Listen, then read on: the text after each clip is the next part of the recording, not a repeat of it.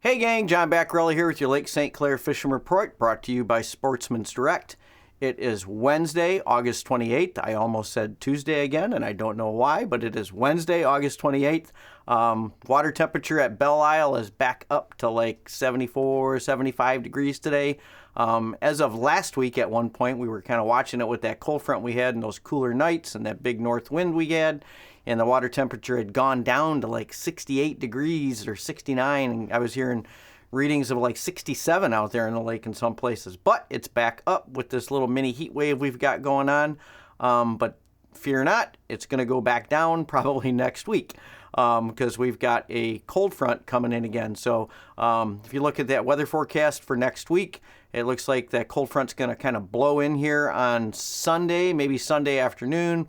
Going to get some real strong north winds, and that is going to flush the lake out again. And then we've got some really cool nights in the lower 50s, maybe even upper 40s for a couple of nights next week, and some highs just barely touching 70. So it's going to cool things back off. So we've got this roller coaster ride going on right now, and that's also put us right in kind of the middle of the weather battleground, right? So a lot of folks lost power today. We had a lot of trees down in the area. Didn't have any internet at the store for quite a while today, although we did have power.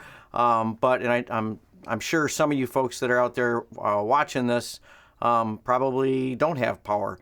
And so hopefully you get your power back on quick, and hopefully the internet comes back up soon, and you can get back to normal everyday life out there. But the roller coaster ride out here as far as fishing generally presents some opportunities because you guys know when that barometer is going up and down and all around that it really gets these fish moving, it gets them active.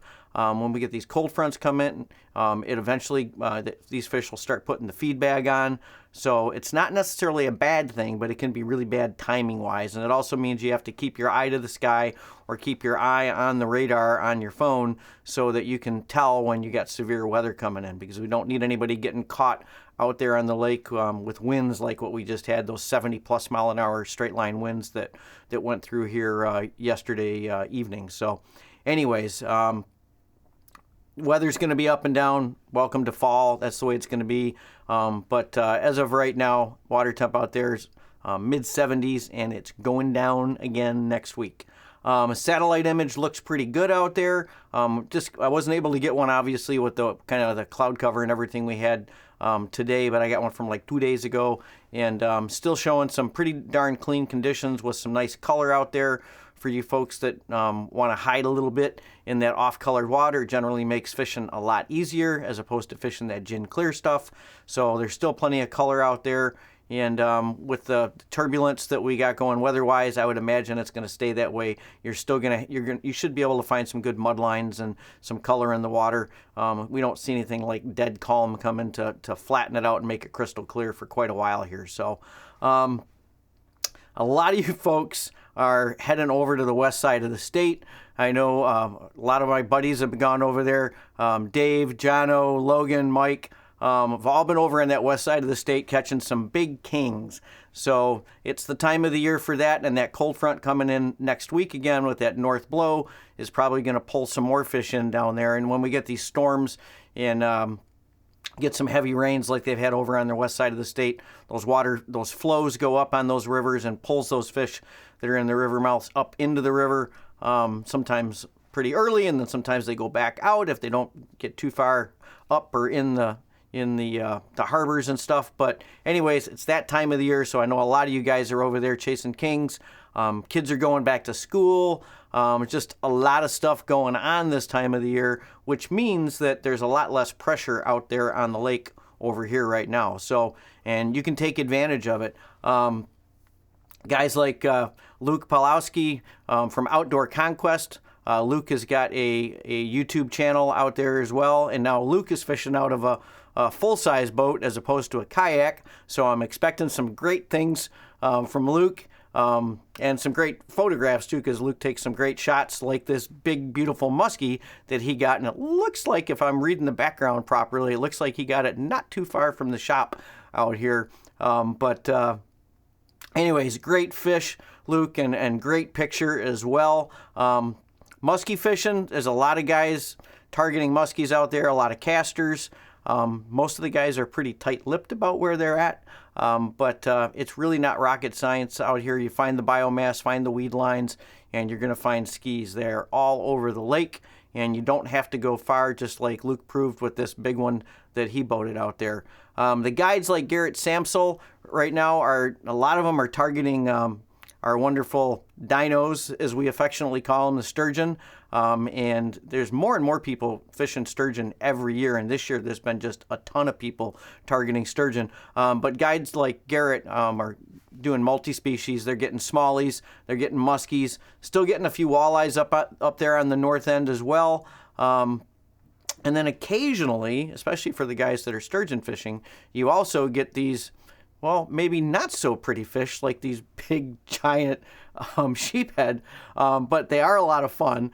Maybe not necessarily on sturgeon tackle, but they're kind of beautiful in their own way, aren't they? I mean, they're really not that ugly. This one's got some great color on it. So you never know what you're going to get, but you definitely were out there sturgeon fishing. You catch rock bass, you catch sheephead, you catch catfish. You catch a few walleye that are down there sniffing around on the bottom as well.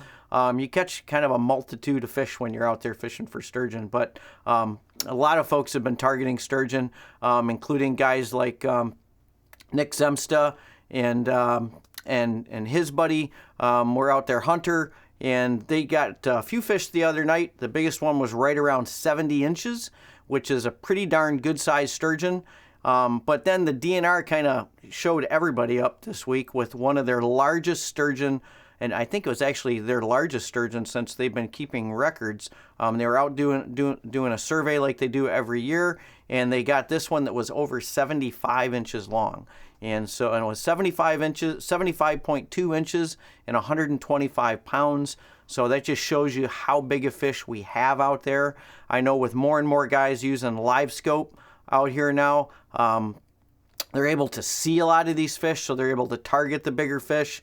So, I'm sure we're going to see more of these giants come to net, and we'll hopefully get some pictures of them for you to post out here on our fishing reports. But that's definitely a beast, 75 inches. That's a really big sturgeon. There is not a tremendous amount to talk about perch-wise, but like I was saying, it's been a roller coaster weather-wise, and there's not nearly as much fishing pressure out there, especially with the heat that we've just had. But people are still getting out, and they're still getting perch. Areas like the dumping grounds, still out there by the 26 can, and I say that kind of tongue-in-cheek because it's really kind of a broad area. When you get out there, you're really going to have to move around and find these fish. And you're also going to find a lot more smaller fish right now. So out by the 26 can, up by the mouth of the South Channel, up in the cuts in really shallow, up on the weed lines. And I'm talking really shallow, like a couple of feet of water, throwing slip bobbers in by pencil reeds and some of those cuts up there. But it's still not super consistent. Getting mixed reports. One day the fish are there, the next day they're not. You definitely got to move around. You get into one spot, you get all small fish, or you can weed through them in some areas.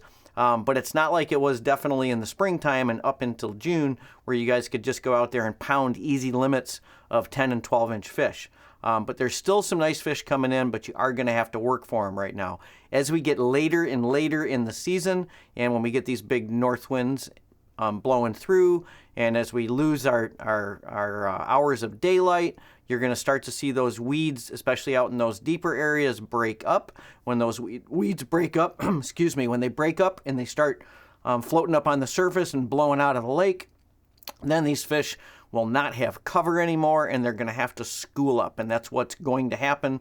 Starting to happen a little bit. I'm getting some reports of the guys that are scoping out there that are seeing bigger and bigger schools of bait fish, and a lot of times these bait fish are perch that they're seeing out there. So, and that, bear in mind that the reason why the guys that are mostly chasing smallmouth using the live scope out there are seeing these pods of fish in the area where they're fishing is because that's where the smallmouth are too, guys. So if you're out there chasing smallies, you're actually chasing perch, And if you find the perch, you're going to find the smallies, and then you're probably going to find the muskies too out there. Walleyes, it can be a little different story this time of the year. They're kind of more spread out, and a lot of them are over in that deeper water over on that Canadian side, but there's still plenty of fish on this side as well, especially like down there in the dumps and those heavy weeds. They'll get in there and they'll tuck in real tight on those weeds, and sometimes you got to crash the weeds and go in right after them. Unless you can get some good water movement, maybe like with this north wind we got coming in, it'll tend to flatten those weeds out, and then those fish come up and out and get real active. But anyways, it's just that time of the year. We're going to start to transition into fall, but we're not quite there yet. We're kind of at the tail end of the summertime bite, but it's going to happen. It's coming fast. That big cool down coming next week is going to help push us, and hopefully we don't get any more big warm-ups on the backside of that, and then we can progress right into that fall bite pattern. Not there yet, but hey, it's Michigan weather, and it's hot, and I'm hot down here right now. So we're gonna end this fishing report, and for you folks that are over at the Harper Cruise right now, I hope you're not getting wet, because I think we got some more rain going through. We were gonna hit the Harper Cruise, and we decided to get the video done now because I really didn't feel like driving around in the rain this evening. But if you are out there, I hope you're dry, and we'll see you at the shop this weekend. Hey gang, if you like our content, hit the little subscribe button and the bell icon, and you'll be notified as soon as we put out new stuff.